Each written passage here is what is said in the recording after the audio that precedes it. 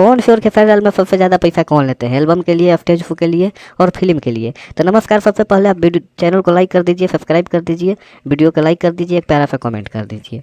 हम आपसे बता दें कि खेसारी लाल यादव और पवन सिंह में सबसे ज़्यादा पैसा कौन लेता है। तो हम सबसे आपसे आज हम बात करेंगे भोजपुरी के टॉप 5 कलाकार के।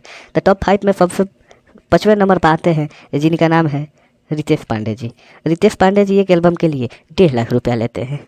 और उसके बाद आते हैं अरविंद अकेला कल्लू जी। अरविंद अकेला कल्लू एक एल्बम के लिए 1.5 से 2 लाख रुपया लेते हैं। उसके बाद आते हैं प्रमोद प्रेमी जी।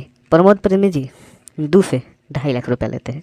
उसके बाद आते हैं भोजपुरी के आज की डेट में सबसे ज़्यादा बजने वाले गायक और सबसे चर्चित कलाकार टुनटुन यादव, जो कि बहुत ही कम बजट से स्टार्ट किए थे। जब शुरू में टुनटुन यादव का एल्बम के चार्ज चल रहा था तो एल्बम में टुनटुन यादव लगभग 20,000, 25,000, 30,000 रुपया लेते थे। लेकिन आज की डेट में टुनटुन यादव 2.5 से 3 लाख, 3.5 लाख भी ले सकते हैं एक गाना के लिए, एक गाना के चार्ज करने के लिए। और बात करते हैं हम पवन सिंह और खेसारी लाल के, इसलिए कि हर लोगों की नज़र इन पर पड़ा रहता है कि आखिर ये लोग इतना पैसा लेते हैं, 3 लाख, 3.5 लाख, 4 लाख, तो खेसारी लाल और पवन सिंह कितना पैसा लेते हैं। तो हम आपसे बता दें कि खेसारी लाल और पवन सिंह के लिए बहुत ही बड़ी कंपनी ज़्यादा से ज़्यादा प्रोजेक्ट कराती है। खेसारी लाल यादव और पवन सिंह 1-2 गाने के लिए कभी काम नहीं करते हैं। खेसारी लाल और पवन सिंह के लिए कॉन्ट्रैक्ट साइन होता है 8 गाने, 10 गाने, 5 गाने, इस तरह के। हम आपसे बता दें कि पर गाना के यदि हिसाब जोड़ा जाए तो खेसारी लाल यादव के लिए पर गाने पर 4 से 5 लाख, 6 लाख तक रुपया खर्च हर एक गाने पर आएगा। और पवन सिंह जो शुरू के बादशाह हैं गायकी में माना जाता है। और पवन सिंह के यदि हम बात करते हैं कि कितना उनका खर्चा आएगा एक गाने के लिए, वो भी इसी तरह करते हैं। किसी कंपनी के गाना करते हैं तो 8 से 10, 10 से 20 गाने ऐसा करते हैं। लेकिन सबसे ज़्यादा हम आप बता दें कि यदि एक गाना जोड़ा जाए पर गाना, तो पवन सिंह के 7 से 8 लाख, 10 लाख रुपया आ जाता है एक गाने के लिए।